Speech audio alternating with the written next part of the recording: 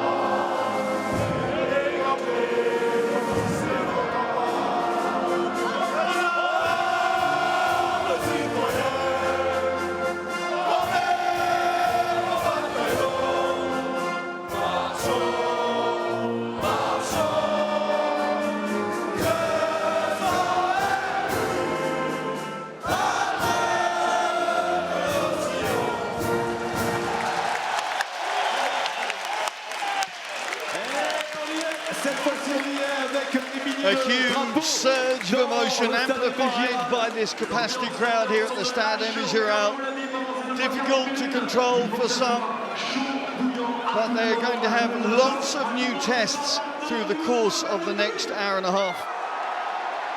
Tradition continued now as New Zealand present their cultural challenge, laying down the haka.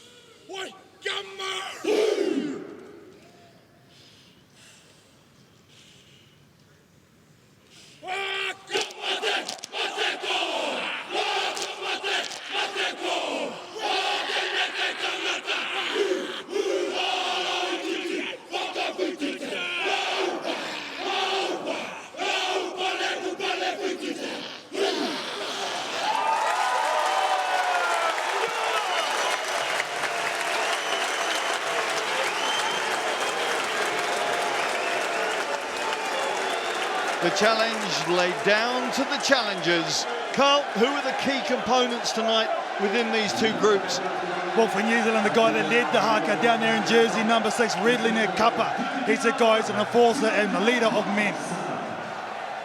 And in the backs, look out, the guy in jersey number 12, Scott Gregory. He's got all-round skill, which will make him the complete package. On the French side, I don't think you go any further than the number 8, Jordan Joseph, one of the best running meters in this competition, the top and only forward in the top 10. And in the back line, I think this guy's going to be an absolute superstar in jersey number 15, Clement Laporte. The first game, he absolutely ripped up, and I think on this stage, he's going to do it again. So many young, aspiring stars to look out for in both groups. There's an aspiring referee. Hard to think Carl Dixon, 15, 14 months ago, was actually still playing the game professionally in the UK, such as his fast track and his rising star. He takes control of this semi-final. Well, 12 months ago, these two tangled in Tbilisi at this same stage. New Zealand taking the game on the way to lifting the trophy, but that is history. This is about new history as New Zealand and France strive to write their own pages in their nation's rugby almanac. any great sporting contest, you want a question mark as to the outcome. This has probably got at least 2. Get comfortable. I've got a feeling this could be a classic. Carbonell looking to get his back row involved as quickly as possible, and that back row conflict really between these two teams will be absolutely pivotal to the flow of the game. We've seen how they both like to play so far as Ntamack goes wandering down that left flank. That easy stride reminiscent of his father, who of course represented his country so many times. Pass not helping. Jean-Baptiste Gros there, and New Zealand quick to snaffle their first possession. Xavier Rowe getting the call this evening instead of Jay Renton. Ball back in the hands of France with Cameron Walkie, allowing his captain Coville to make some headway down that right flank. Well, a good start by the home team. There was one dusty pass there, they turned it over, but a loose carry by Harry Plummer gave back the ball to this French team. Here it is here, takes it into contact, good up top. On the edge. There's Walkie with the turnover, long strides of a tall number 7, isn't he? And there's a nice box kick into the corner, pressure on the throw, New Zealand. Yeah, 6'5" Cameron Walkie, and 2. rangy with it. Reminds me of Sekou Makalu, the young Stade Francais French international back row. That same capacity to seemingly eat up the ground and do all the hard work as well. Flynn Thomas, the Southland hooker, with his first line out. Darts on fire for Player Lachlan advantage. McQuannell. So his dad told me that's how you say his name. Advantage. And I will always do what the dad says. I got him. I just wanted to see if he wanted to retreat. Well, interesting that New Zealand go to the short line out straight away, anticipating Walkies come through the line out, so they just absorbed that and got the easy penalty. Yeah, just outside. Good relieving one too from New Zealand. You look at the stats going into this game, and of course they only tell you so much, but we've got the top 2 teams in terms of clean breaks, in terms of meters made, defenders beaten and offloads. That gives you a fair indicator of how they like to play their game. Yeah, very good line out there from New Zealand. So they go short again.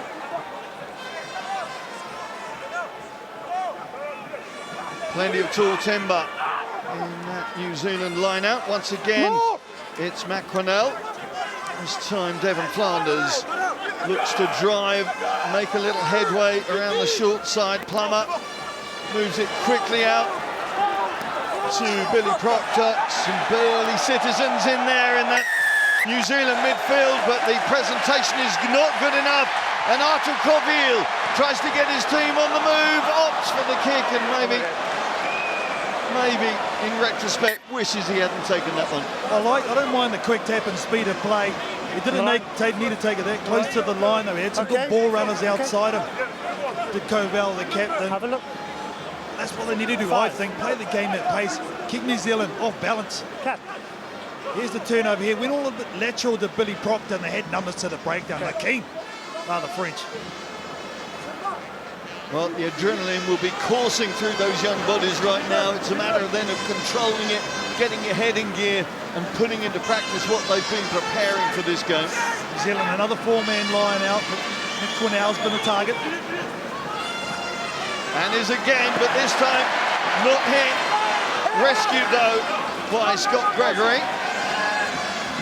Let go, let go. As I say, plenty of physicality in that New Zealand 12 and 13 link. Flanders.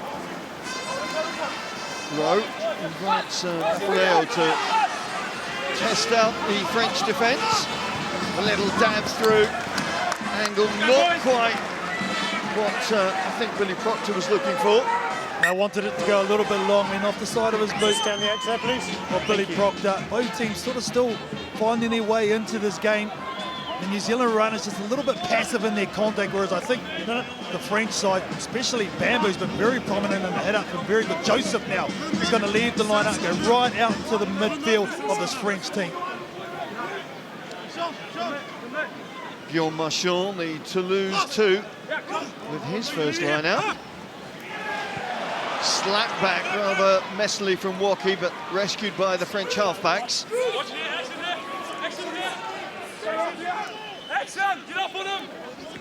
Coville gets the call from his hooker. Throwing it, tempting those French forwards through. Luckily for France, it was Gerassi who had the arm stretched out to pull that one back in. New Zealand holding firm just inside the French half for now. You can see Bamba there just using his hands. No release in the tackle though. There's the call from the referee, Will Tucker from New Zealand. Number 5. Second row, the one being singled out.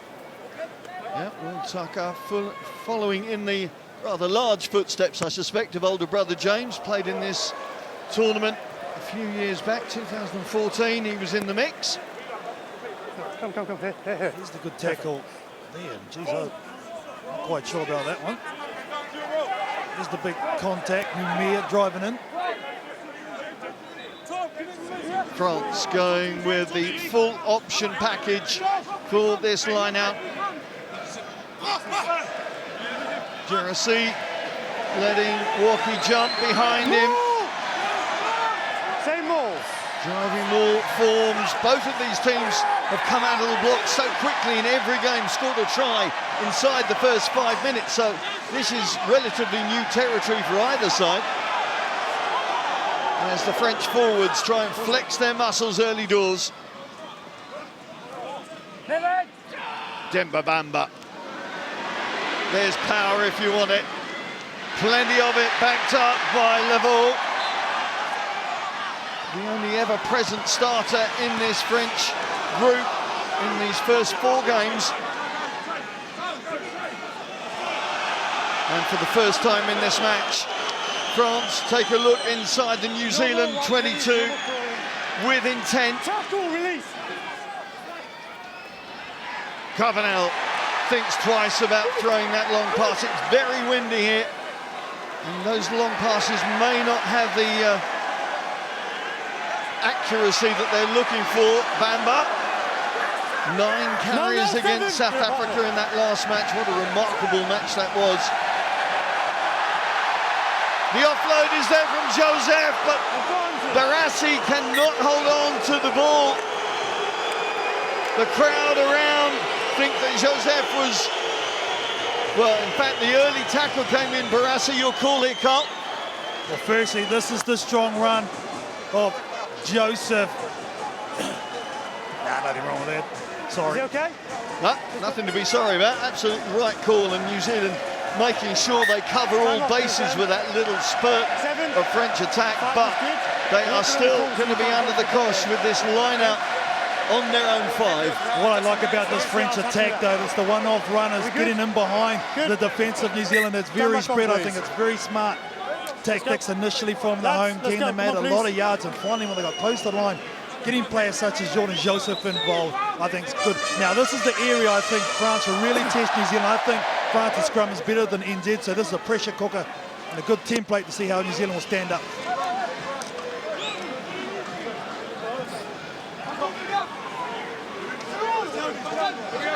So the big boys are about to find out what they've got in store for the rest of the 70-plus minutes in this particular engagement. Xavier Rowe, the man with the ball in his hands. Clean hook from Thomas, but the release is not clean.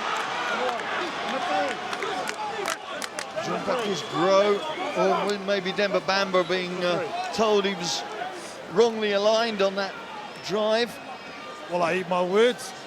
The New Zealand front 5 doing some good work there. Put their studs in and just absorb the French pressure. We all know how the French love to scrum. That's a good confidence boost for that All Black front row. I know you can only tell so much from stats, but that confused me when I saw that the French scrum was supposedly only 81% efficient and only Wales had a worse scrummage, because we've seen before how dominant they can be. That is not the kick that New Zealand wanted, though. Look at how the New Zealand front row just got underneath and pushed straight through that French four-pack. This guy's been heavily involved. Demba Bamba already making a lot of yards, been very, very prominent in this guy in jersey number 8. Look at the strength. Listen, lads. Yeah, Jordan Joseph has been the subject of much conversation over the last 2 weeks as the rest of the world discovers what France have got in the pipeline. Good take this time from Riedlinger Kappa. And it's efficient, effective exit from Devon Flanders.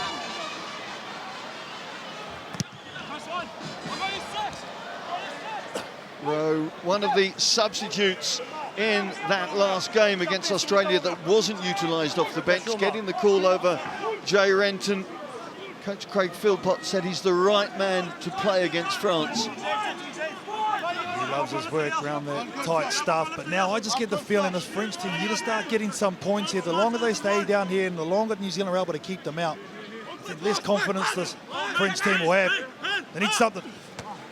Again, it's Walkie at the front. Again, the ball is taken on. Doesn't quite make the headway. And again, that left-handed pass from Coville not finding its target. That's twice now he sent a bouncing bomb out to those backs. And this time, New Zealand can make the most of it. Well, with that dusty pass, what it's allowed is the New Zealand defence to come and smother that guy, Jordan Joseph, who had no real opportunity, no space to work, and his body position was high. It's okay. Now scrum number 2. If they can get parity at least here in New Zealand, there's options both ways. There it is, good pickup. Look at the work of Scott Gregory in tandem with Harry Plummer. And that guy again, the captain, Christie, getting amongst it.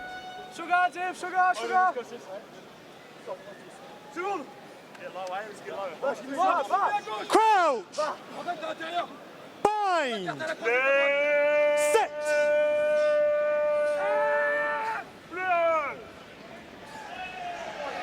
Well, New Zealand managing to hold on to their own ball, trying to work it through the hands. Plummer having to run back into the heavy traffic. No, don't touch. His half-back partner just waiting till the forwards are there. No, I said don't touch. Again, the scrum half pass, not what they were looking for. Matt Cornell sets it back once again for Rowe, and this time back in the pocket is Harry Plummer. Sends it downtown, but it's going to come back express pace. Clement Laporte. We talk a lot about the New Zealand back three, and rightly so, because there's such brilliant talent. But this French back three can probably match them. It's advantage, you were stripped forward.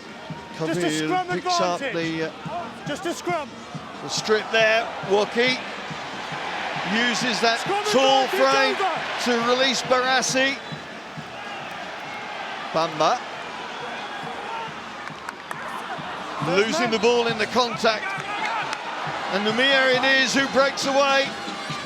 Up to halfway go New Zealand. Oh man. Yet to get the chance to really show what their attack's about, and it's an attack that's produced the most tries in this tournament. 19 times they've got over the whitewash.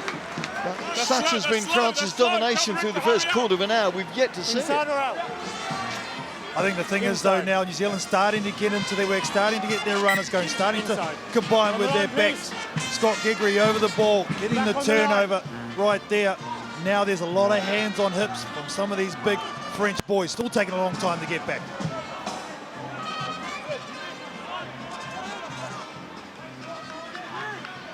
There's Will Tucker, reinserted into this starting 15, scored the first of New Zealand's tries in this campaign, the outcome against Japan. Last time. He needs to get numbers right. It's 3 in or out. Referee Dixon just trying to confirm the setup for this line-out. Marchand. Move! This is where the efficiency has to be absolutely paramount. But New Zealand makes sure that that ball isn't going to come back quickly, and this is the first real opportunity for New Zealand in opposition territory. Yeah, you look at the work of Lachlan McQuinnell, the number 4. Sooner was the more areas with his hands on his head, just comes over and flops on the side. Reading the cuppa, doing outstanding, takes him down. Look at the more right there, he just closes it off. Once it's more, you do not have to move, that's fine.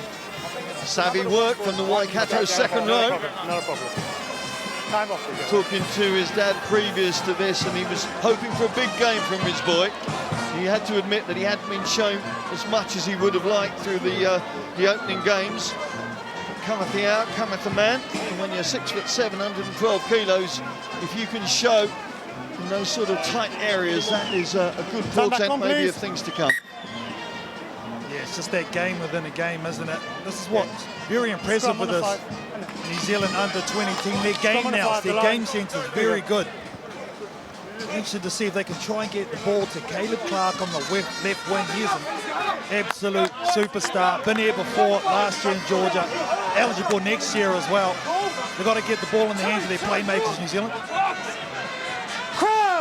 Pack weights listed at 186 kilos for New Zealand, 179 for France. So 1.5, 1.6 kilos a man advantage for the home team. But technique, of course, plays a big part in those engagements. That pass not quite working as Sullivan came off his wing, looking to add the extra man. Waylon Sullivan back in the starting group for this one. Well, there's the guy they're trying to get the ball to, Caleb Clark. I think the option was the backdoor move to Vitamoni Kaloi, going through the hole. Pocket just wasn't able to connect.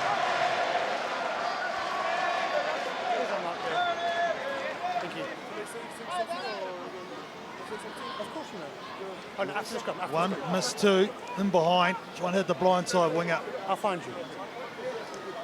Just lack of communication there, just rush of blood, the timing. Maybe a few nerves playing into the early attacking synchronisation for the Baby Blacks there. Joseph picks up and feeds out to Tauzin. Luca Tauzin, the Toulouse flyer, rated as the next Gael Fickou by the local scribes. And now that, of course, Fickou is going to be wearing Stade Francais colours next season, this may be opportunity knocks for him. From a club perspective, a lateral pass to say the least from Carbonell. Thank you. Officials happy with it. Ntamack steps in as that second receiver, and that's the value of having those 2 playmakers that can link and interchange with equal vivacity, the way that the French fly halves play. Advantage, offside. There is Ntamack coming round to release. Joseph puts it out to Tauzin. No, 6. Good sound defence, but once again, it's Joseph on the march, so difficult. Bamba with the follow-up. France once again making some headway towards that New Zealand 22. Good tackle coming in from Proctor. Not allowing Ntamack to any leeway there.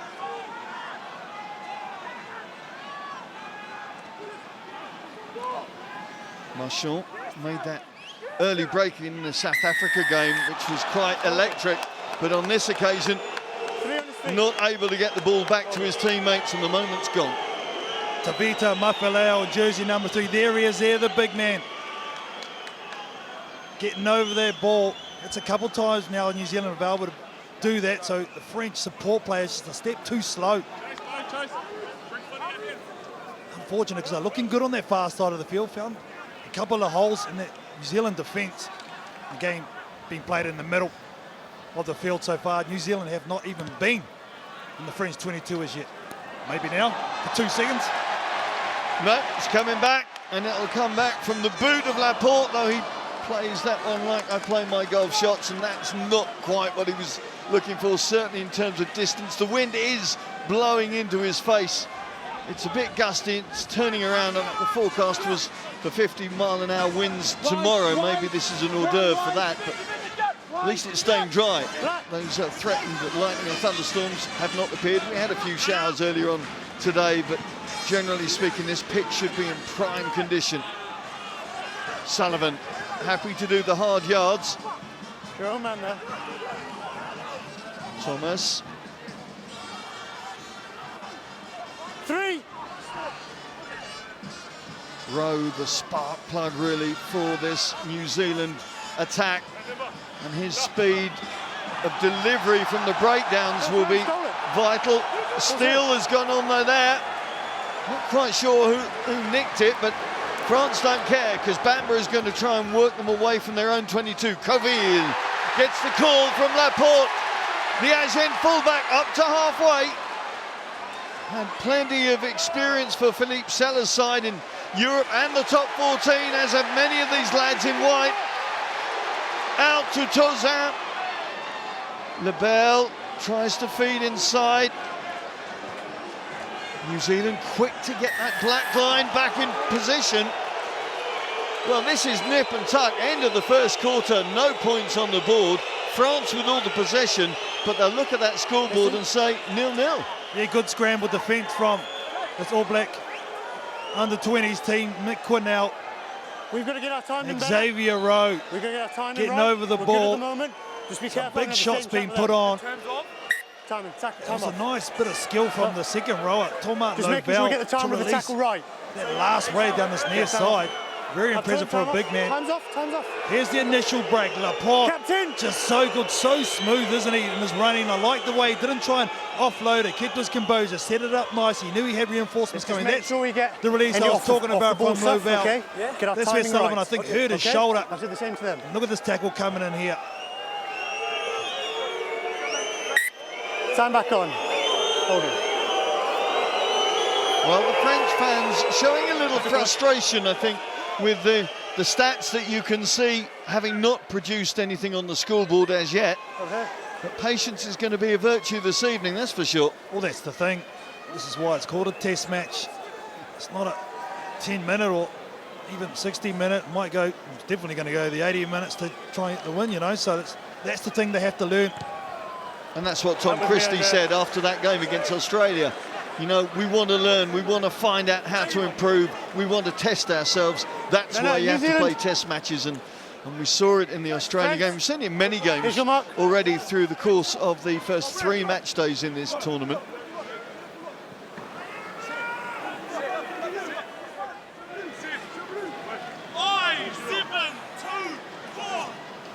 Tim Thomas already debuted for the Southland Stags in the Mitre 10 Cup this season, in the Highlanders training squad as well. But that line-out not going to plan. Big hit coming through, double hit from Gregory and his captain Christie. Whoa, sit down, sir. Well, this is what Scott Gregory can do. He's got 2 very big shoulders. Look at him here, just lower and drive, and also good technique from Tom Christie. When you're in that position, you lose all your power. Thank you. Anthony Barrier just catching his breath a little bit, understandably there. The Grenoble flanker just working out what's going to happen next time he gets the ball. Last time New Zealand are in this position, they went 8-9 to the right-hand side, where Harry Plummer is. They've got the numerical advantage on the other side. They can manipulate it with a 4-on-3. Set.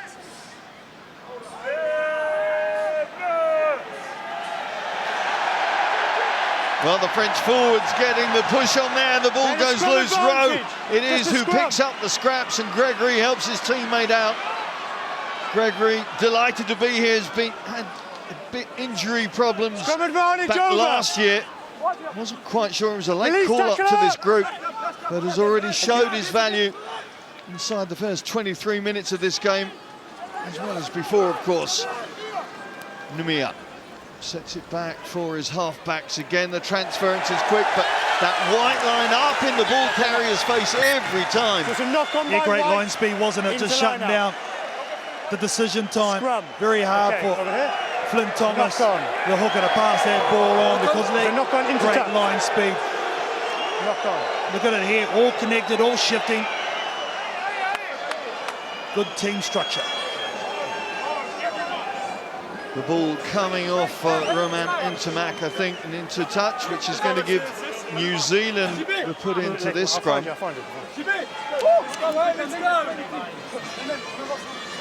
the thing at the minute for this New Zealand team, the ball's been slow at the base of the ruck, so it's been very tough for them to get the back line involved because they're very flat as well. And if you're flat in the back line, you actually need to go forward better from your runners. So this is what New Zealand start wanting to achieve. Propped it very flat, either to hit up or go in behind him.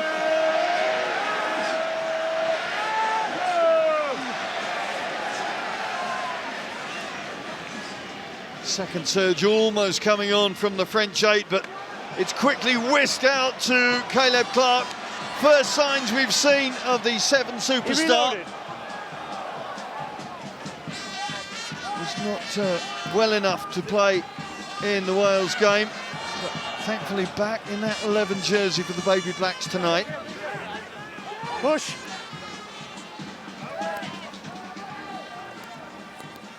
On the charge comes Macquinell as the forwards gather around him, Rowe looking at the options, peeling back to that short side. There's another Sevens wonder, Philemoni Karoy. No. Always a threat in tight spaces, always seems to see the gaps before anybody else knows they're there. He clearly released the ball. Well, the steal there from Joseph. That's not the first time that's happened this evening. The stab through from Carbonell. It's a foot race. Great work from Flynn Thomas, the hooker, doing very well to recover that ball. But France swamping through.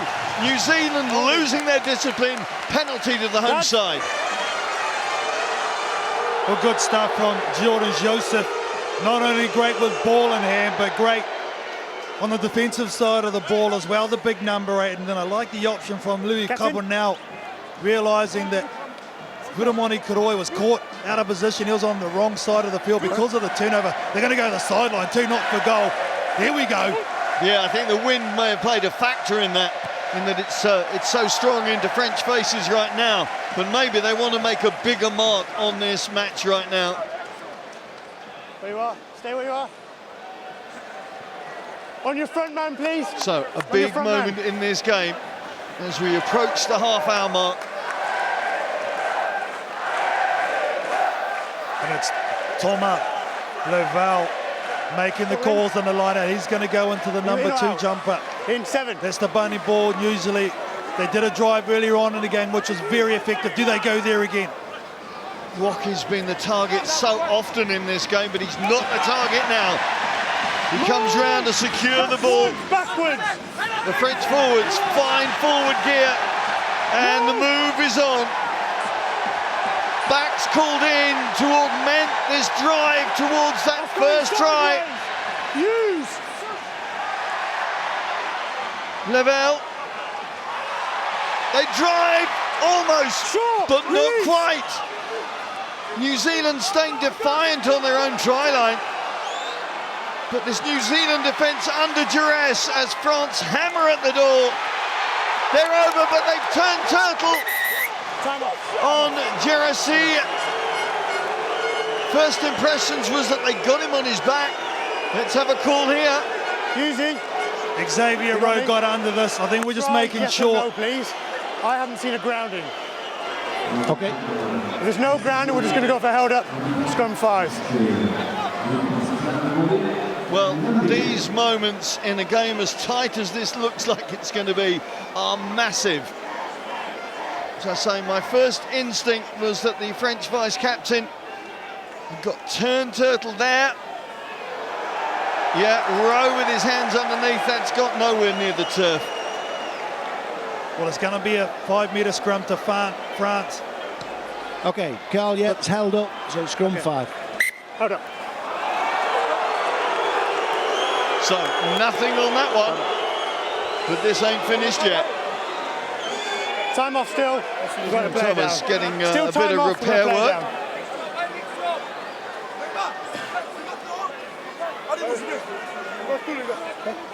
Just, you look at this, Carl, and you know that psychologically, yes, it will appear on the scoreboard if France get over, but psychologically, this will have ramifications into the rest of the game.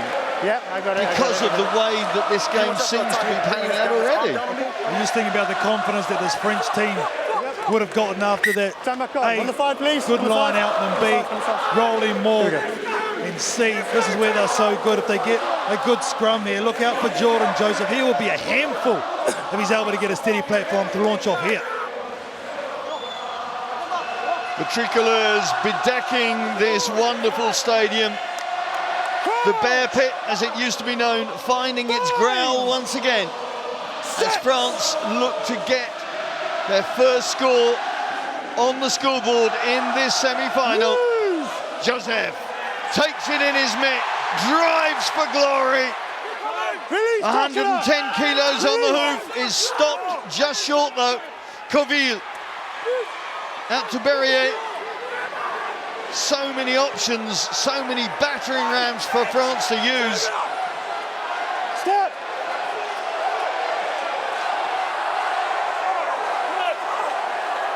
New Zealand scavenging around the breakdown, but illegally Hands so. on the ground. Count to as good There's to Sebastian first, then you put your hands on the Piccaroni. ground after. Just Okay. wondering what the next call is going to be. Well, they have to Number keep their 12 and number discipline here. 7. This New Zealand team and this Hands end of on the the field, ground. that's a couple now. His hands on the ground. The counter ruck was okay, but once your hands are on the ground, you have to get out of there. Captain. And discipline has been an issue. 5 yellow cards so far for New Zealand, the most of any team in this tournament coming into today's play. I think defensively, though, Simon, New Zealand will be pretty happy to concede the 3 rather than the 7. So I think this is a win for their strong D so far. They've been knocking at the door, as you said, time and time and time again. There it is there. Geez, I don't know. I think that's quite rough from the point of New Zealand. That was knocked out by France. Holy smokes. Louis Carbonell looking to make the most of this opportunity. 17 points he amassed in that remarkable game against South Africa. Tends to share the kicking duties with Romain Ntamack. But the Toulon Tyro taking first dibs. I think this will be a fair reflection if it is successful. Very handy to the post. I don't want to put the mocker on Carbonell. I just think the way France has really controlled this game with their possession, probably deserve this.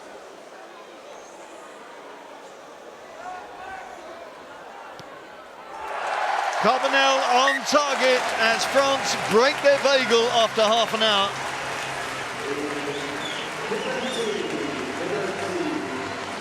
Certain sense of relief in the stands.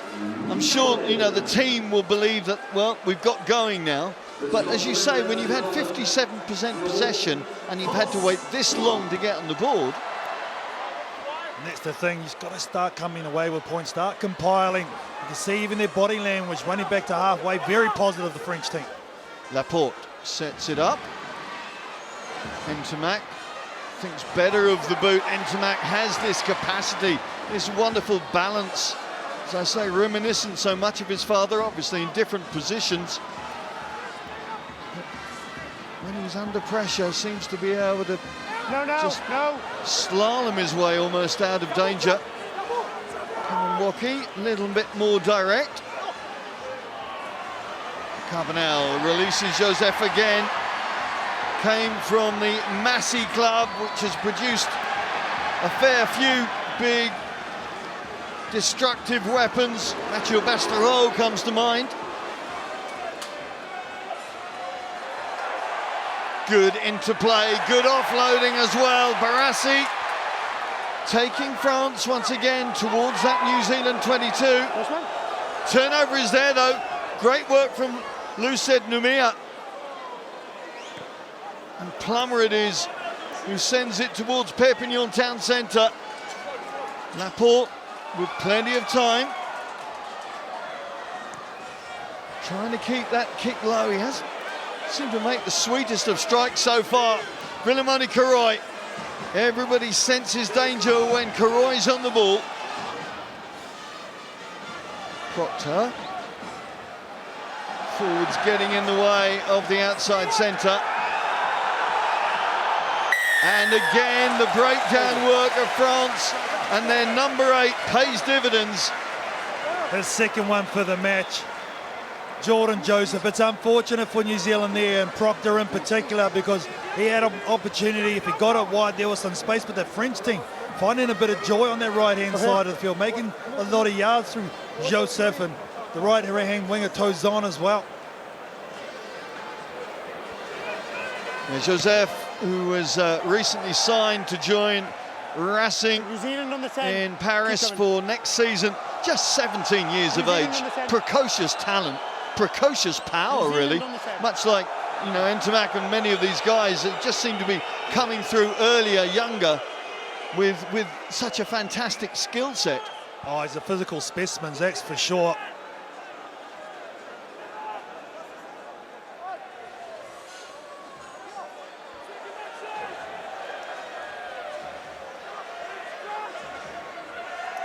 So, line out ball. Not going straight though for Guillaume Marchand. Oh, that's so tough, and you see the wind just going out of that French team after such good work at the breakdown. Nice kick out, and then to have that happen, that's your guaranteed ball that you must have, line out time, but so good. The series too, this French team. Just saw in that picture the posts moving substantially now as this wind picks up a bit. New Zealand looking set to run here, very flat in their alignment. Croy's really up in the line, basically in line with the second five, Scott Gregory.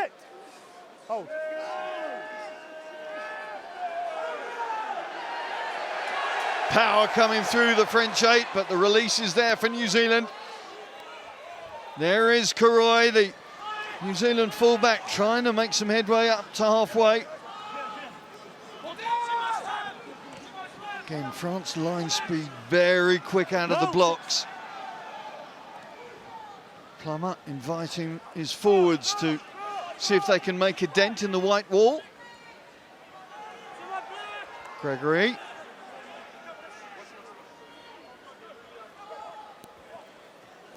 Well, Plummer trying to get the ball through, but the ball has gone forward out of the contact, and here is a chance for France to get going.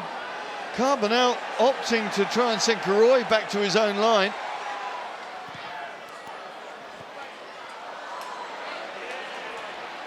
Coville chests it down and then says to his number 8, right, come on, take the handbrake off. Let's see what you got. Bamba does the same. Tozan gets the call coming in from Gerassi.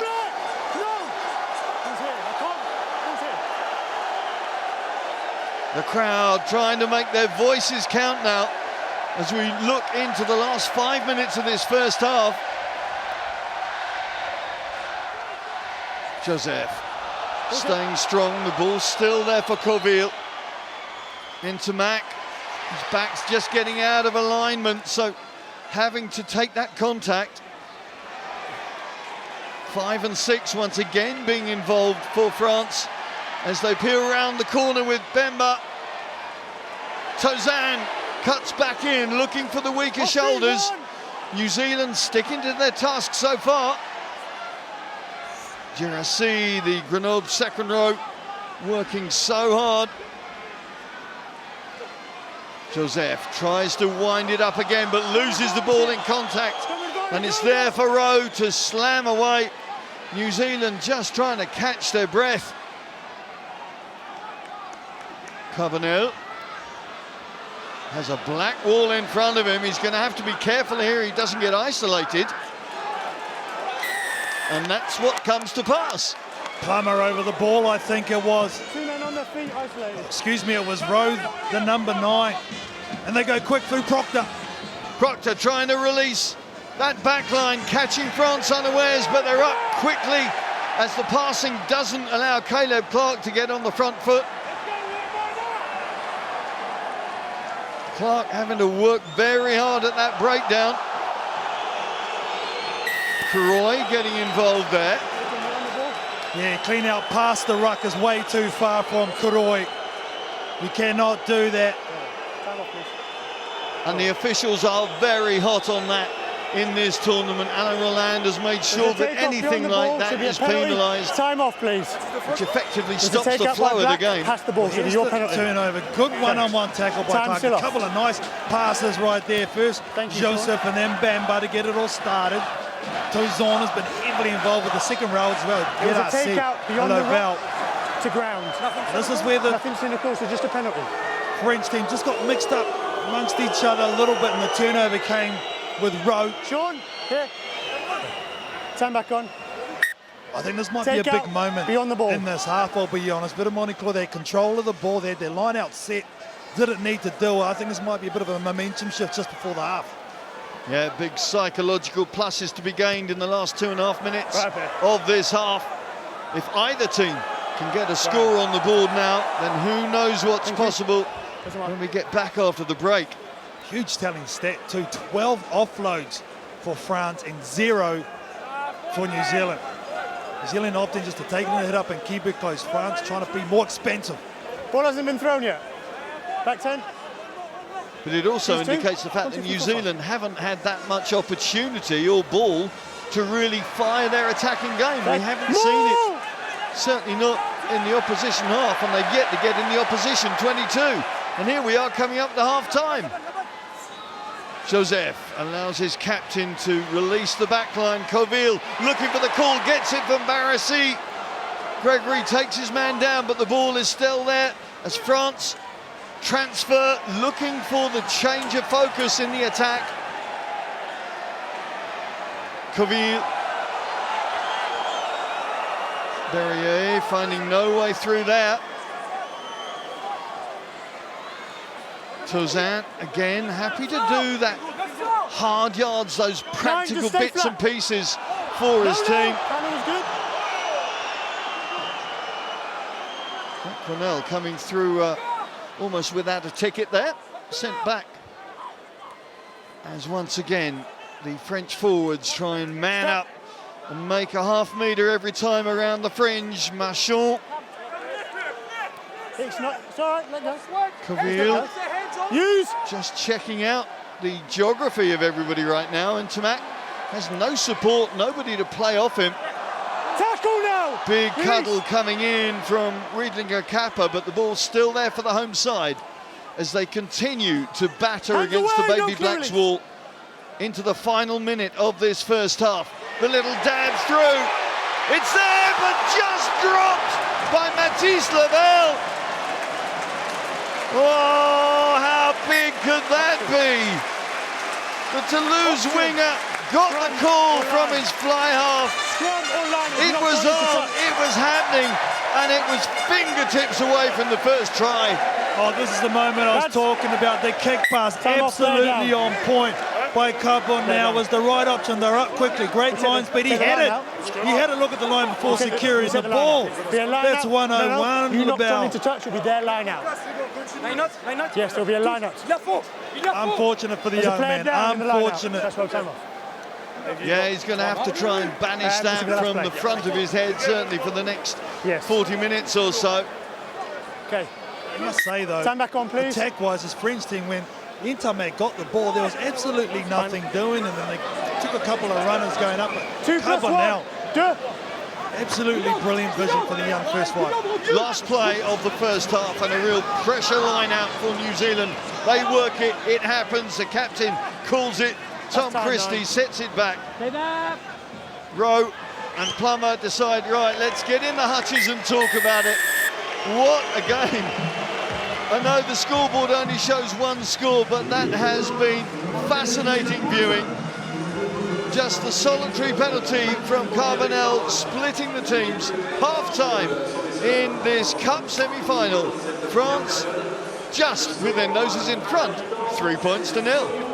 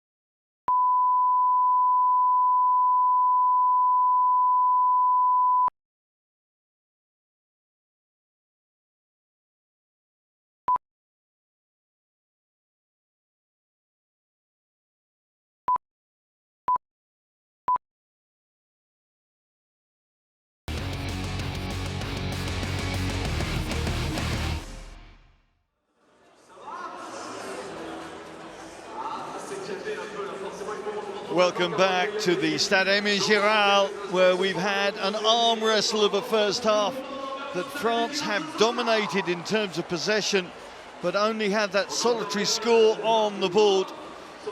The prize, of course, a final ticket to meet England in Béziers on Sunday. It's an encounter that, of course, New Zealand have got used to over the years. 6 times they've won this tournament in the previous 10 editions. How do they change things in this second half to make sure they're going to get a chance of a 7th before the end of this match? We're in Catalan country, where rugby interest is rife right now, of course, with Perpignan having recently won promotion back to the top 14. So the Sangayor, their blood and gold colours, will be mixing with the tricolour tonight, providing a kaleidoscopic backdrop to this game. Plenty of travelling fans here too, from the land of the long white cloud. They've really had to work hard though to make themselves heard. They're in the minority, no question about that. We've been having chats with them before the game. They're here from Dunedin, Southland, Rotorua, Napier, Invercargill, Auckland, Waikato, both islands well represented, albeit there's only 40 in the New Zealand under-20s support crew as they tag themselves. But they'll be hoping their team can turn things around now in this second half.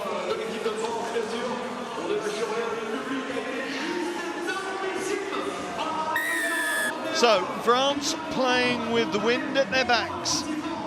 40 minutes before they can make their first ever journey to a final in this tournament. New Zealand will have plenty to say before that whistle goes, though, as Villemoni Karoi tries to fire New Zealand onto the attack from the word go. Fascinating to see tactically, Cartonano, what difference Craig Philpott and, of course, Sebastian Piccaroni makes to their sides, if at all. Well, I think already you can see New Zealand looking to be a bit more expansive, using the short side to draw numbers and then open up the whole side of the field, and already they've had some couple of strong runs and used the breeze. Plummer finding that that breeze is quite strong. And when it's going to come back with a vengeance from Clement Laporte, you've got to be very careful where you position those kicks. Bamba, I'm not sure we can call him La Bamba, let's call him Le Bamba, because he really is making a big impact on this game in the loose and, of course, in the set piece as well. The brief, tight head.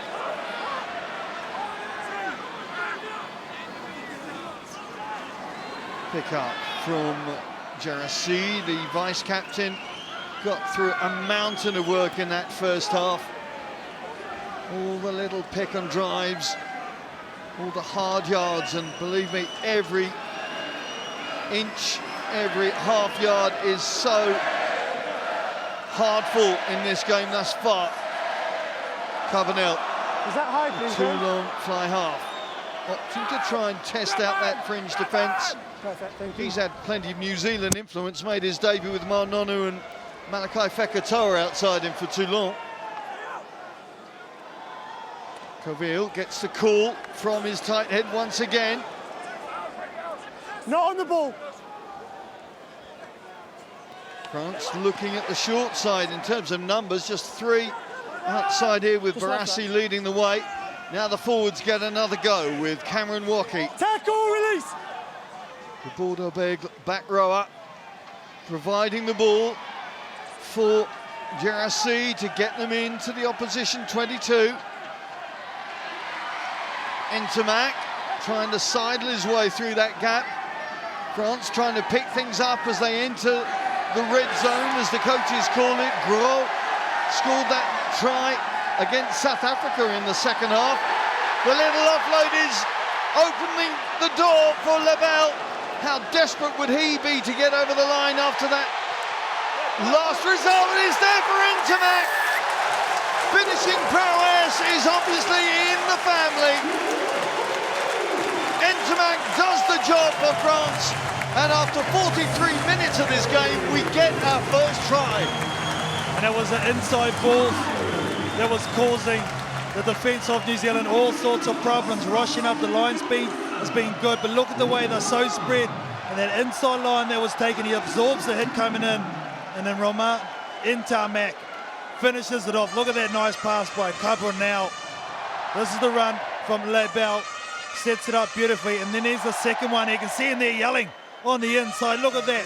Good balance from the young man. First try, you betcha, number one. Try against South Africa, try against Ireland, and now a try against New Zealand. He's big news in French rugby. Romain Ntamack, and making a big impact already in this second half. Looks like Mathys Lebel got issues there as he took the contact. I reckon this kid here, though, he's the one that's really stepped up, being the general, especially at the start of the second half, having his big ball runners. I like the way they were going up the middle of the park, using their one-off runners. Then they had guys off him. He was very spread, so the defence had to spread, and then he had those options on the inside. Definitely, we talk about tactics, I think that's one straight away they've changed. Carbonell takes France into double figures 5 minutes into this second half. Mathys Lebel is not going to be able to take any further part, though. Presumably Maxime Mati will come on. I think he's already come. Yes, just looking, Mati. Famous Pepinot rugby name, of course. I'm assured he's not related to David Mati. Already had some big plays in that opening game. So disappointment for Mathys Lebel, but joy for his team. Hey! For the first time in this match, they've got a little bit of security, but I emphasise the word little. Inside. 35 minutes of rugby ahead of them, and it's going to be a big, big ask as Devon Flanders comes through. Nothing wrong with it, says referee Dixon. Dixon, who refereed that Australia game here for New Zealand last week, also refereed France against Ireland, so both teams will know his style. Ntamack slams the ball away, Plummer just weighs up the options. Caleb Clark on his shoulder, but opts to take the contact and is stripped. And suddenly Coville spots huge gaps down that right flank. Karoy has to scuttle back. Well-weighted kick from the French captain, but here comes Karoy. Offloads to his hooker. And France quick to lasso New Zealand inside their own 22. Gregory makes the gain, though. McConnell doing lots of work on that pick and drive front. Thomas. New Zealand being forced to go from deep once again. Let go. Yet to get over the French 22 in the entire match, can you believe? Sound tackling from the home side as Woki tries to influence the breakdown. Makes the judgment call and pulls away from it. As New Zealand work their way up over the 10-metre line once again. And Waikato second row doing some of the hard yards, joined by Will Tucker. Karoy trying to slide it through, and nonchalant kick through. Doesn't get any gains for his team. Feet now, White. No! 7. No! People trying to tiptoe around that breakdown area. Desperately trying to stay onside.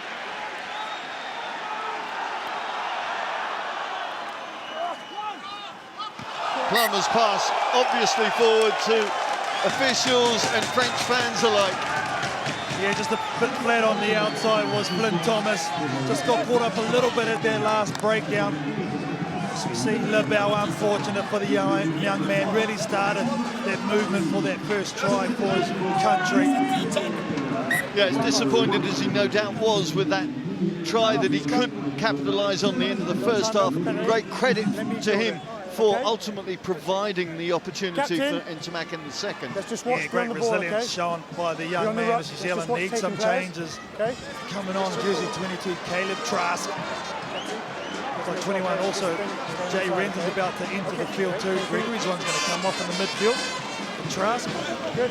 Well, Craig Philpott Stand back trying on. to change the rhythm of this game early on in the second half Stand back off. with a change at inside centre and scrum half. Don't see any injury issues there. He rose off as well, the number 9. Had a very good first half, the young man, couple of turnovers.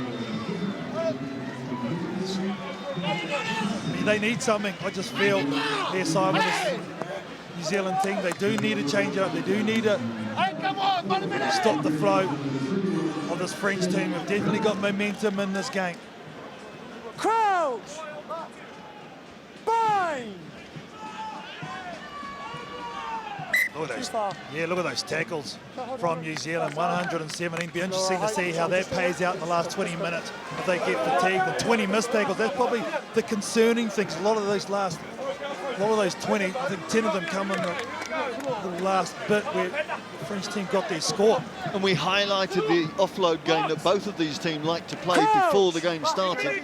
You look at that particular stat, France with 13, New Zealand with 3, and that's as big an indicator as the way that this has gone so far. Big shove from the French 8. They get the call as well. Well, that is a significant moment in this game. See Seone Assi on into that New Zealand front row. What do you do here? Do you go the line out? If you get the kick, they'll probably take. Still keep it within 2 scores. So here's the power, here's the French scrum that we knew was going to turn up at some stage. New Zealand been good in their first 40 minutes, but now those changes have to reset. Very tough kick though. One is tricky.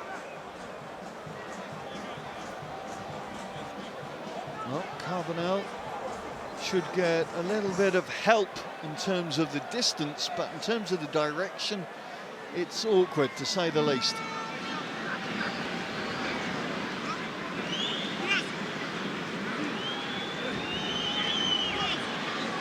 Looks like quite a composed young man, though, doesn't he? Louis Carbonell.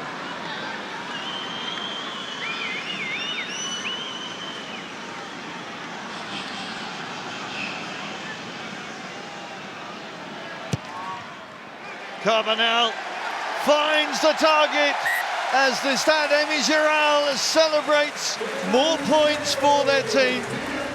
Well, he made his debut for Toulon at the tender age of 18 last November when the autumn internationals took away Belleau, Tranduk. I think Wisniewski was injured, and he showed what he was about then. He is a class act already. He's only 19 years of age, mind. Well, New Zealand have to find some response. Still half an hour of the game to go, of course. Can the bench make a difference, or will somebody already out there be able to step up and provide that little moment of magic to get them into danger territory? Familiar soundtrack to French performances, with the Marseillaise ringing out loud and proud around this stadium.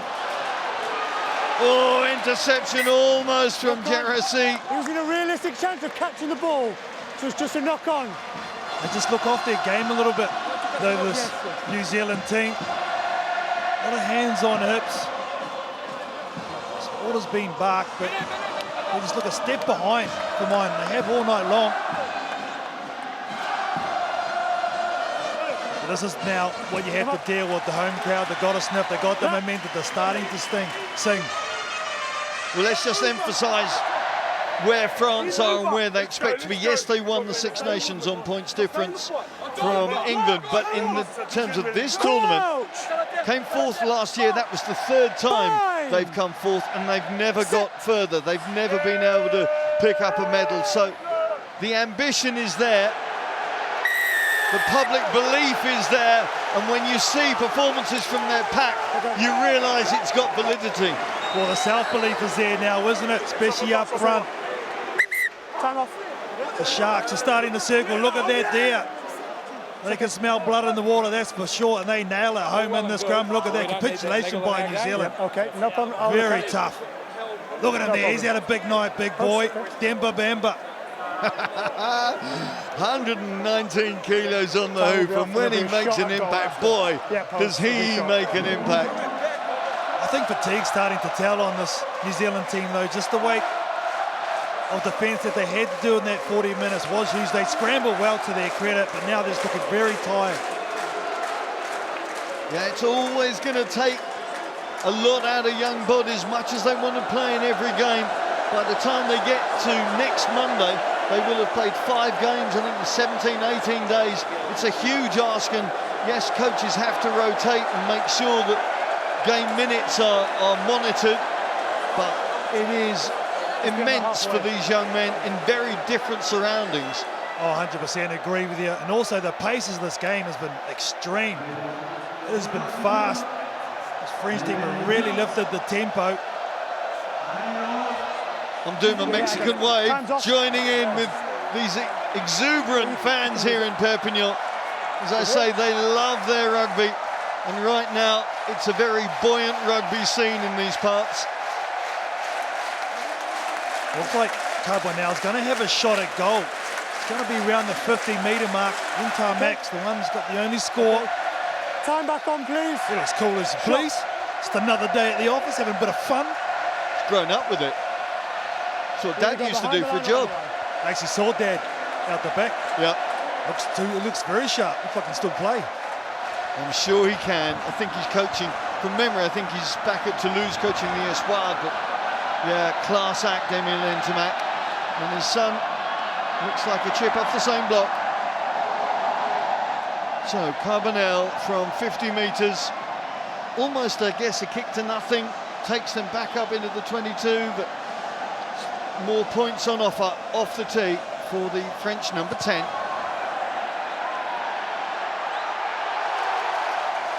Almost, but not quite, had the distance. So the first miss of the match from Louis Carbonell. Well, as New Zealand try and fire themselves up, get this attack going to link their play up. They really haven't had a chance to motivate that back line, much as those forwards love it, getting ball in hand as they work their way up towards halfway again. Looks like Caleb Trask is in that playmaker role. Plummer moving out, and it's, yeah, the apology from Villemoni Karoy. Well, that's a shame, because of the nice run from Sione Asi, the replacement. This first time really that New Zealand with their line runners have broken the French defence clean like that. Okay, in that area. Here we go. And Trask had some nice ball to play with. It's a perfect one from him. I think he's really added something. He's been very vocal since he's come onto the field. Yeah, the Bay of Plenty fly half, slipping in to that pivotal role for his country now. As Craig Philpott tries to mix things up, tries to change the equation, find that breakthrough. Well, they're going to have to really dig their heels in here at scrum time, New Zealand. Can they hold this strong French scrum? Good initially, and here it comes. Here comes the power, there's the penalty. Here come France once again as Carbonell tries to slide through. They'll go back for that call. Looks like we might have an issue, do we, on the far side? 17 on the angle. No, it's Sione Asi, I think. 17 on the angle. Captain, that's 3 in the scrum now. 3 in the scrum. Beginning to 17. dilute the air around this stadium, but it's not diluting France right now in their endeavours to get back into the New Zealand 22. Daniel Brennan about to enter the fray. Talk about impact off the bench. Well, 6'4" and 130 kilos will make some impact, and it certainly won't make things any easier for the New Zealand pack. Number 3. Well, coming into this tournament, a lot of reps on this French team. I thought this is going to be the game that will really sort out the real deal, and I think this performance, right from the get-go, really solidifies to me how good they are. Just listen to this applause for Demba Bamba. What a performance he has put in. The breathe tight head has given everything for his country this evening and gets a deserved standing ovation. Well, he's a dead set character, that's for sure. There's Demba Bamba, and you're right, he's been one of their best. He's really lifted the physical tempo with some of his running. That is core responsibility as well. He's scrummed beautifully. Getting the appreciation of his teammates and his coaching team, the support staff delighted with what he has done, and he certainly has lifted his profile. Well, this is where I've been so impressed with him. For a big man, his carries have been brilliant. Look at them, there's 3 defenders that actually have to take him down. I think that's the beauty. Keeps the legs going again, just bumping off people. You can't send one, you have to send multiple defenders, and that opens up holes elsewhere. Marshall with plenty of height to find, and once again it's Rocky jumping early at the front as his cohorts, numbers 1 to 8, try and muscle their way a little further forward before Coville sprints out of it. On the charge comes Maxime Marty. 2 tries in the game against Ireland. Now trying to make impact off the bench. Oh, big hit. I'm not sure that Marchand will go into Sayaniasi readily again, but France still banging against that black wall, trying to splinter, trying to find the tired legs, the tired bodies that might just give them opportunity. Ball goes loose, and here comes New Zealand out of the 22. Great cover work from Tozan.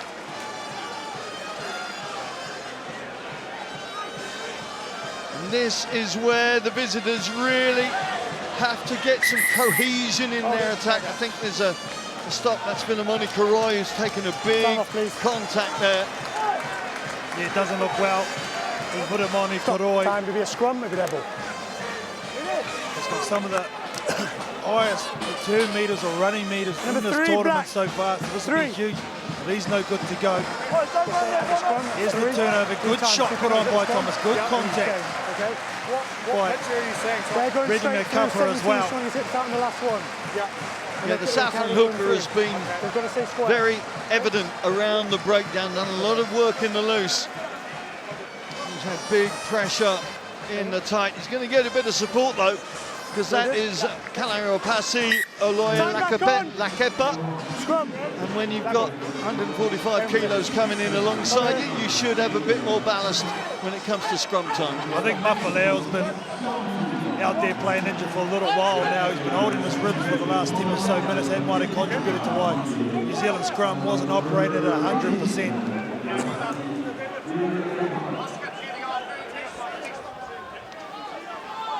Just get the feeling now though, Simon, if New Zealand can spark, find a way to find some points, this next little set, I think the dynamics of this game will totally change.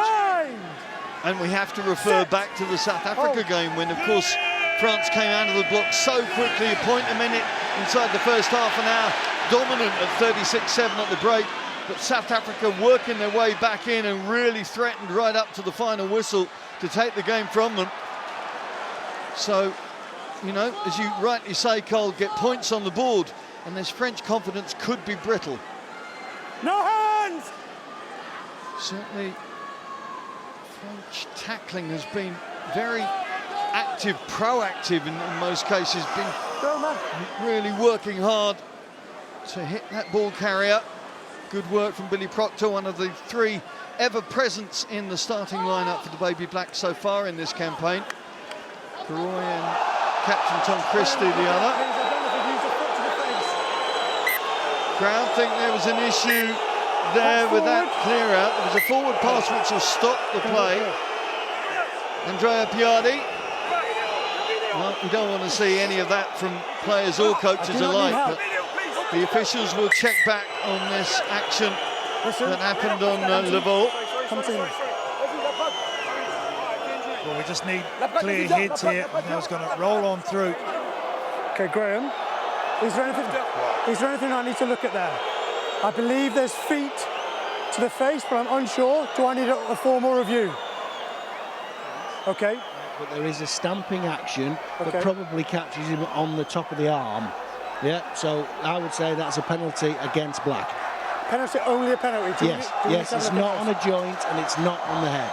Okay. Television match official Graham Hughes confirming to referee Dixon that it is a penalty to France, but that's all. Okay, number 21, wait, 21.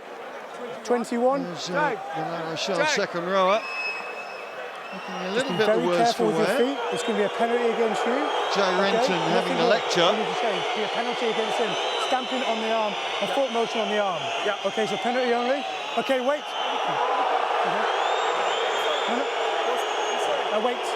I'm sorry, it's just because I sit there. Listen to me. You're on here to deal with people. You're not on here to influence me. If that happens again, we'll get another medical person to take the place. Thank you. Thank you. Sorry. Passion and emotion coming through the support staff as well. Carl Dixon rightly laying down the law to all and sundry. Penalty. You know what? I like the way he dealt with it, though. That was quite a heated moment, but he did it well. Well, he ticks the boxes, doesn't he? He just goes through it methodically, gets to the right call, conferring with his TMO.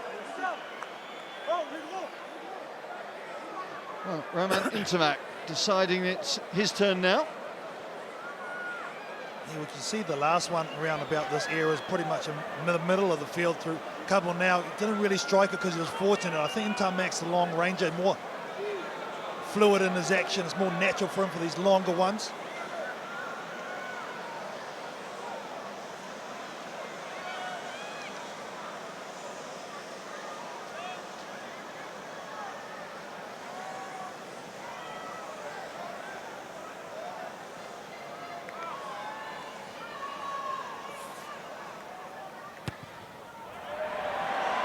On its way, but going to fall just short.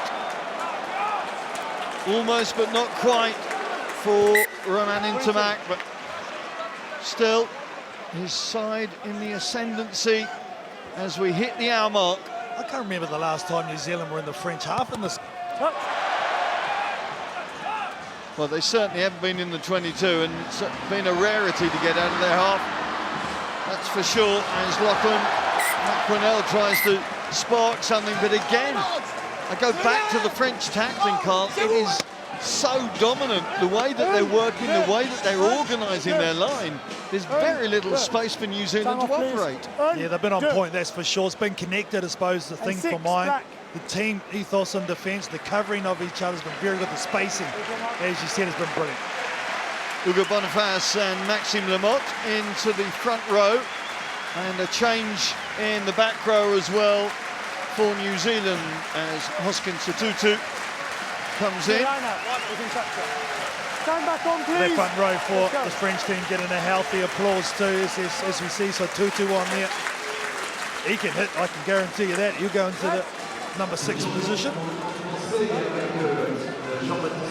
I'm interested to see whether it is 6 or 8, because when he came on before, I noticed against, I think it was Australia, he moved into that 8 slot, especially for a tackle scrums. Interested to see how that works out. We'll keep our eye on that as the French pack rediscover their va-va-voom to work up towards halfway. An hour gone and 2 scores to the good.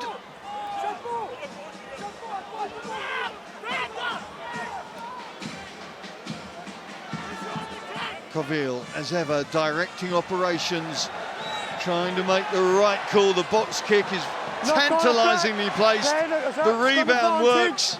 Just a knock on. Joseph, who we haven't seen that much of in this second half, still on the park. This is the longest game time he's had for a while. How's that bounce going to work?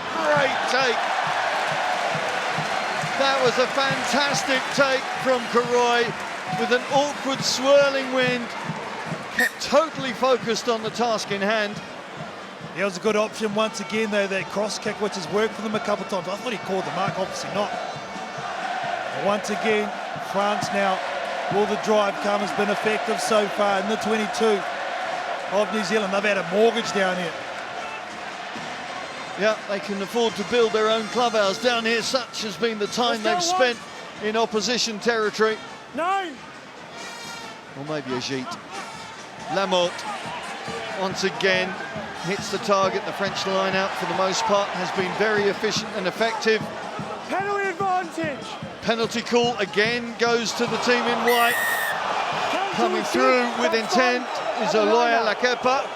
Contact in the air, you're good, you're fine. It's contact in the air for the liner. That's what the penalty's for. Pulling him down. Nothing wrong, actually, he's come through the hindmost, so that's fine. The penalty was for that, so this, you'd have to say you take the penalty. Squeeze it out. Time off the clock. It's becoming an issue now for this New Zealand team. 7. Well, I'm hesitant to bring up history, but on the 15. the only time that New Zealand have failed to, that's a lot of penalties in a row indeed now. failed to reach the semi-final was Manchester a couple of years ago. Ended up 5th. And history does sometimes weigh heavily on teams, I know, much as it is, for the most part, a new selection, a new year group. Both of these two teams, of course, have come through the schools system, been playing with each other for a number of years, so should be familiar with their teammates.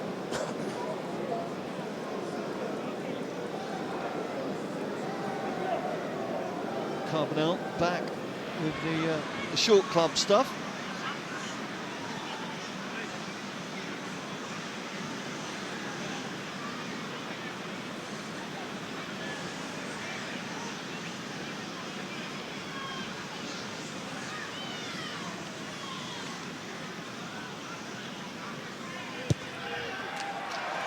And he's back on form, back in action.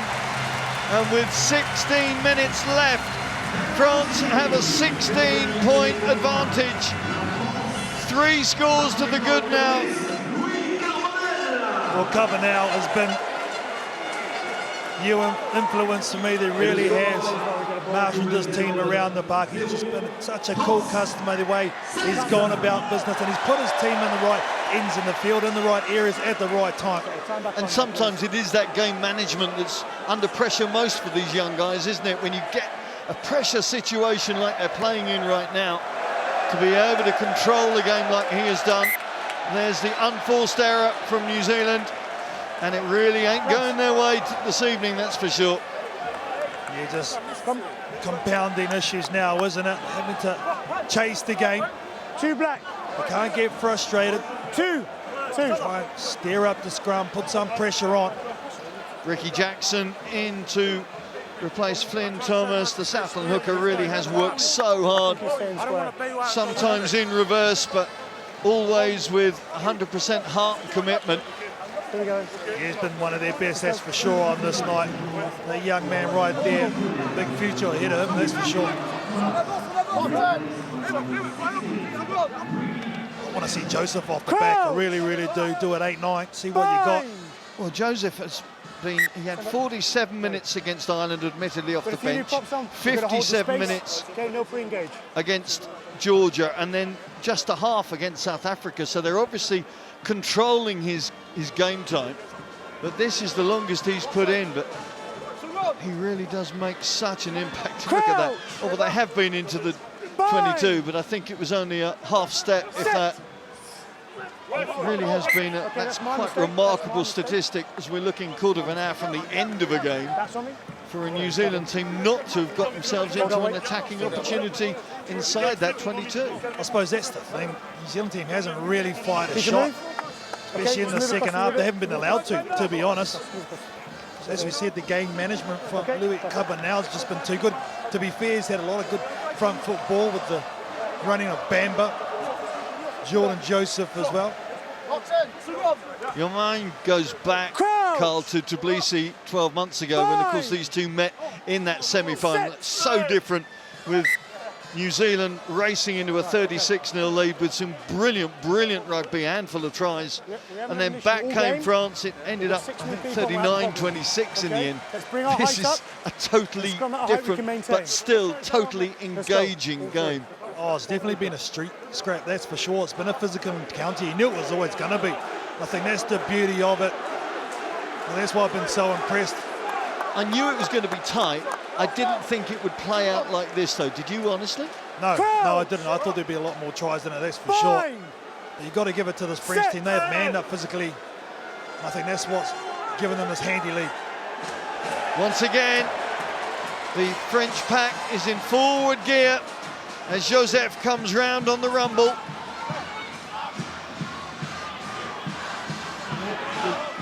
Substitutes trying to make an impact now. Ugo Boniface, the buy-on prop, the little chip through from Carbonell, but just uses the wrong club on that occasion.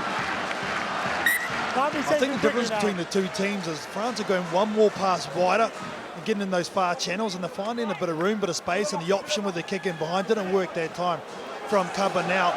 But look at the numbers, look at these options he's got behind there of Ntamack. You know, give it the short ball, which he probably should have done to Laporte, but he used the kick, and I think that's been the difference. And the manipulation then of the ball makes the most of the areas that they're working in, and you saw they almost setting up that 3-on-2 in the 15-metre channel. I mean, it's well, maybe simple stuff, but it's sometimes difficult to do in these tight conditions. New Zealand looking for something, trying to find the fire to light that rocket, to light that attack. They'll be through the gate. Yeah, I don't think you need a rush here or tap kick. Just go to the corner, try and settle down and execute your lineup. This is the moment New Zealand really need to make their run. The interesting calls from Captain Tom Christie now. The Canterbury back rower is really going to have to put his thinking cap on as to what they need to do step by step, as you say, Carl, because you cannot just run at this. You've got to be methodical about getting yourselves back in the game if you can. They've gone short line out for the majority of this game. They're going to go there again. I wouldn't mind seeing the drive. They've had hardly any ball to play with. I know they like to play wide to wide. Jackson, the Otago hooker, hits his target and it's straight into that midfield with Satutu. Quick presentation, and now they have a look and explore down the left, seeing what the opportunities are to get into the 22. New Zealand rediscover their passports and actually make a visit into enemy territory. Can they set up camp, and can they make a dent on that scoreboard? When was the last time we came up to 70 minutes on the clock and New Zealand still had not broken the bagel? I can't remember that in this tournament. Numbers left, they can shift it here, Simon. Loading up to the left, the huge rainbow pass. Has it got a pot of gold on it? Caleb Clark's trying to make it happen. Quick presentation, opportunity here for New Zealand. Plummer going for it and getting it. And just before the 70th minute mark, New Zealand are on the board. And that's better from this New Zealand team. Some good running, Hoskins Satutu, very key. Then they do the back ball. He's been prominent since he's been on the field. Caleb Clark with the nice head up. Look at the captain at the boot of this one, give this ball out to Plummer, and that's been the secret. Finally they get some quick ruck ball. They haven't had it for the majority of the night. That's the nice pass by Caleb Trask, just to get it all started initially. Good clean out, good bridge, good release, try time. Well, how does that change things? I'll tell you what though, these 2 points are vital for the try scorer. He has got to make this kick count if they're going to push themselves back in.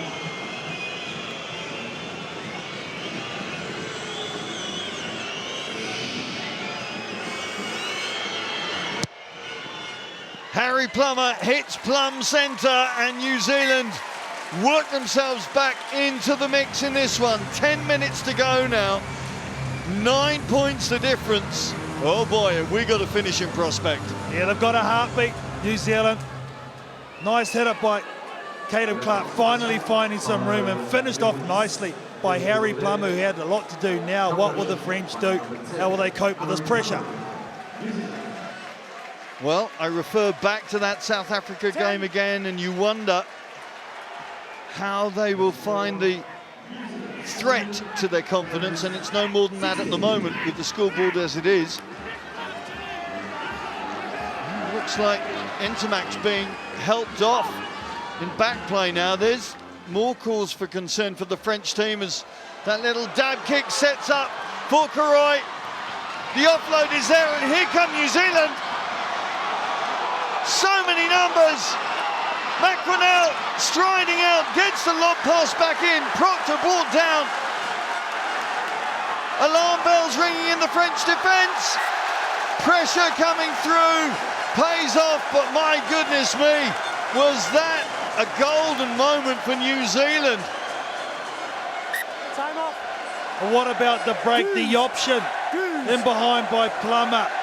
Vitamoni Cloyd picks it up beautifully, but the handling, the support play, absolutely brilliant. Ball into space.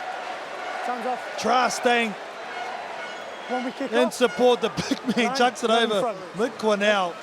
Oh, this is a big miss though for New Zealand. This is a try all day long. It goes through the hands. I'm not a, You've got to give it to the scrambling defence of France though there. You really, really do, Simon. But New Zealand will be absolutely kicking themselves for not getting 2 tries inside 2 minutes, which could have changed the course of this game. Adrien Segure Let's go. on into that French midfield now. No rush for France, but New Zealand trying to get things moving at a different gear. Just amazing, just the change in mindset and the dynamic. That movement, just totally different. And look at that, yeah, you're right. Jordan Joseph getting back the big number 8 for France. He has had a blinder. Early. Joseph Offside. putting in a very important tackle. They're going to get the free kick now. And maybe, just maybe, they can draw Beth as Pierre-Henri has a goal. Desperate to get in to finish things off for his team.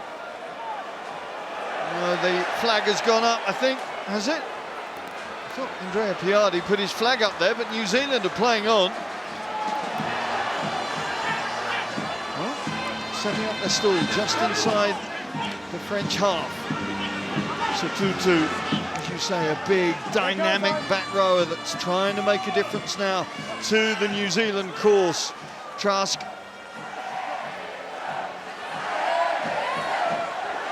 Again, Kuroi able to get that ball through the tackle. This time, though, Christie is pulled into touch, and France left trying to pull the oxygen out of the air here at the Stade Michiel. New Zealand have really upped the ante now. No. Kurroi's been very prominent with their comeback as well, but look how he come off his initial tackle. Toes on. Subs. Okay. You see Charlie Francouz, the Stade Francais back rower, wearing 20 there. Coming on to provide a little bit more energy perhaps to the country's cause.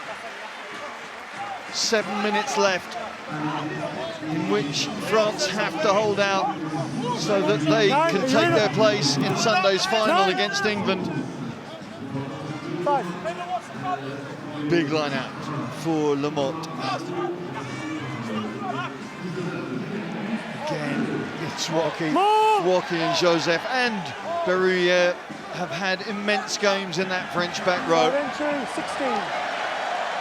Getting the call, Ricky Jackson has come round in the wrong place at the wrong time. 16, side entry. 16, Well, I think they always knew they had the penalty advantage, so no need to force that, and that might be big going forward. Hopefully he's good to go if France are able to progress in Ntamack.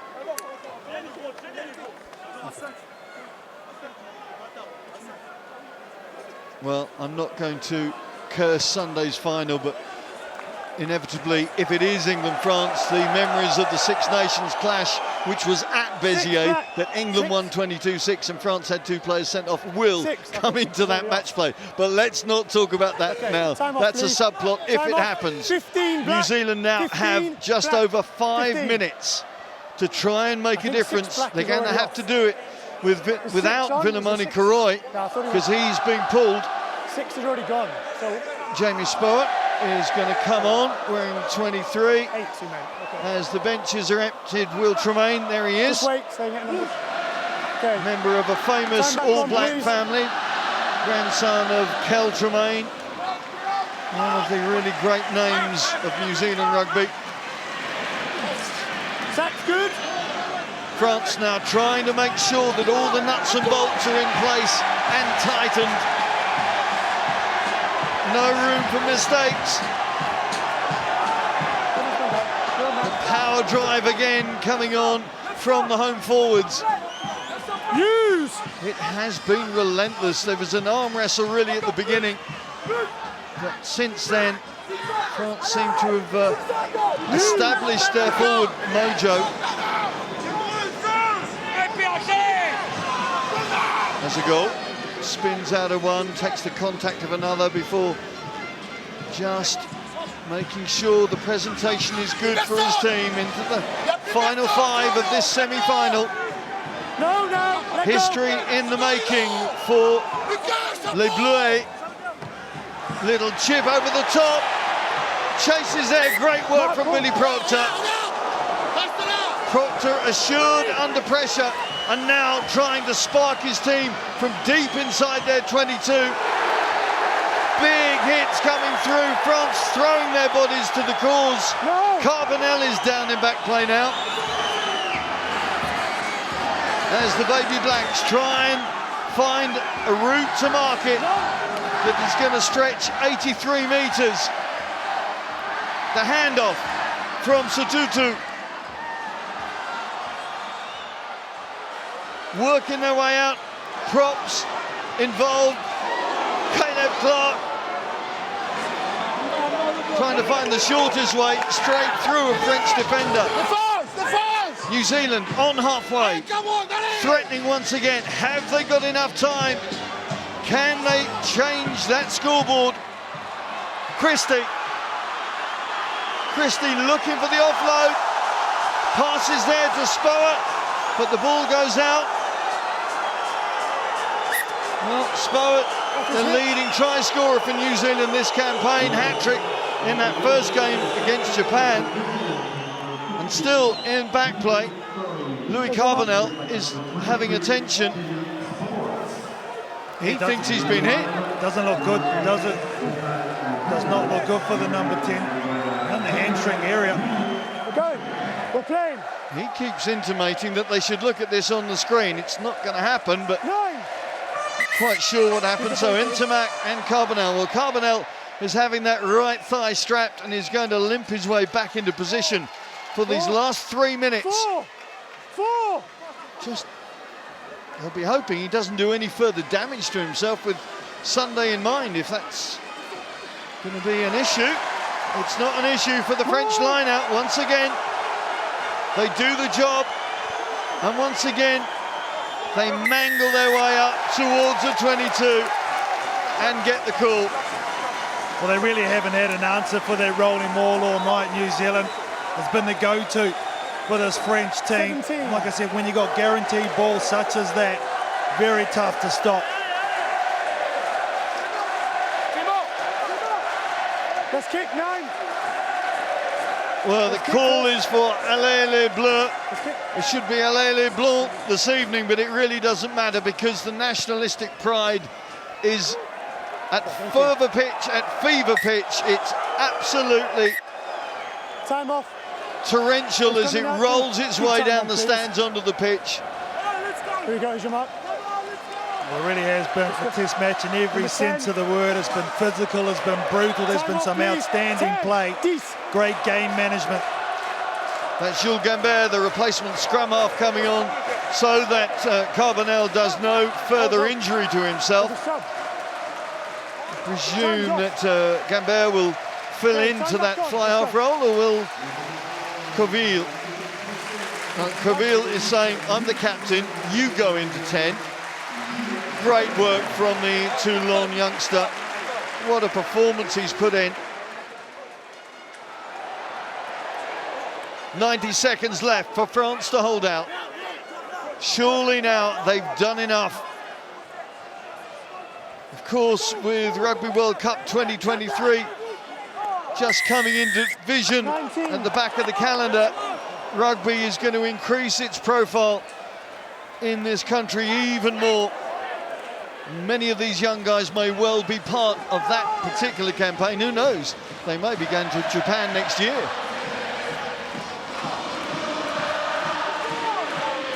Well, the big unit's doing the job around the breakdown. The Marseillaise rings around the Stade Micheral, signalling success, signalling happiness. For New Zealand, well, this is a new feeling. They're going to be battling for bronze for the first time ever. Proctor desperately trying to make some headway. They're in the 22. Ball slipped out, back door to Jackson. Oh, but there, well, if that doesn't exemplify perhaps New Zealand's evening, that pass that ricocheted off Sionias's forehead. The countdown is on to the final whistle. The clock goes red. The Stade Émigiral goes red, white and blue. Waiting for the moment. New Zealand keep going, but now that's it, it's over. France have turned the tables from Tbilisi. They are going to first foot into the World Rugby Under-20 Championship final on Sunday. It's going to be Le Crunch in Béziers. Full-time score, New Zealand 7, France 16.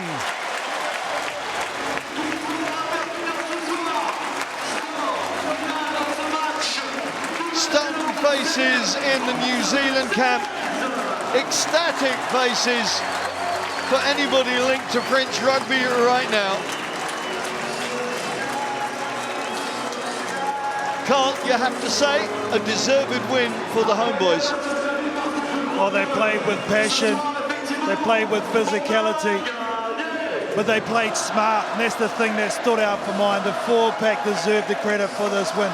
Really did lay the platform for this performance tonight. There is going to be a new champion in this World Rugby Under-20 Championship.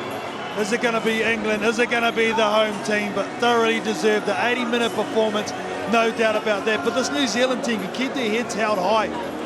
They were outstanding in defence, especially that first 40 minutes, but they weren't allowed to get into their natural game. But the lessons that they'll learn coming away from an experience like this to further their careers will be huge. At 3-0 at the break at the turn, you wondered whether New Zealand could change things round, but the credit to the home side is that they kept going through those gears and kept all those basics working so well. And that's the thing, they played smart. They turned this big New Zealand team around. They made them scramble for everything. They got them fatigued, and then they struck with a beautiful try, the first one of this game, this French side. You have to say a very professional effort put together by them.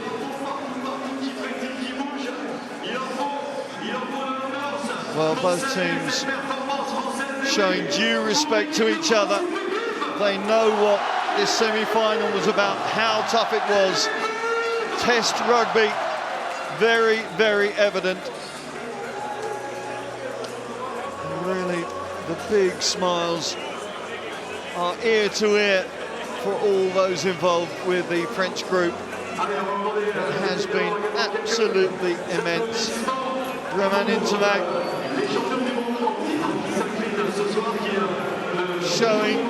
showing the beauty and the delight. But let's hear from the New Zealand camp. Rory Lawson is talking to Tom Christie.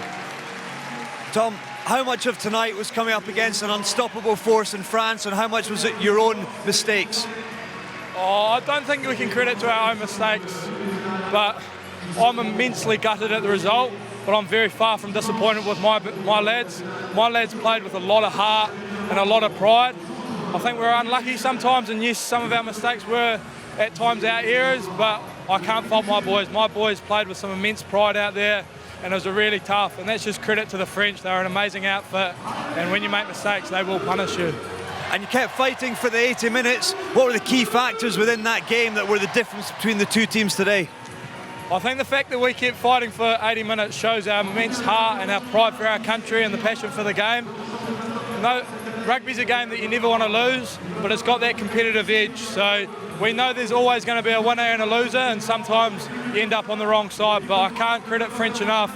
They're an immensely tough side, and facing them at home was always going to be a tough job. Tom, your team fought very proudly for the New Zealand jersey tonight. Commiserations, put yourselves back together, and good luck in the third place playoff. Thank you very much. Yes. Yep, New Zealand will be up against South Africa for that bronze medal in Béziers. on Sunday. But for France, it's going to be a different experience. Let's get reaction from their camp as we hear from Daniel Brennan.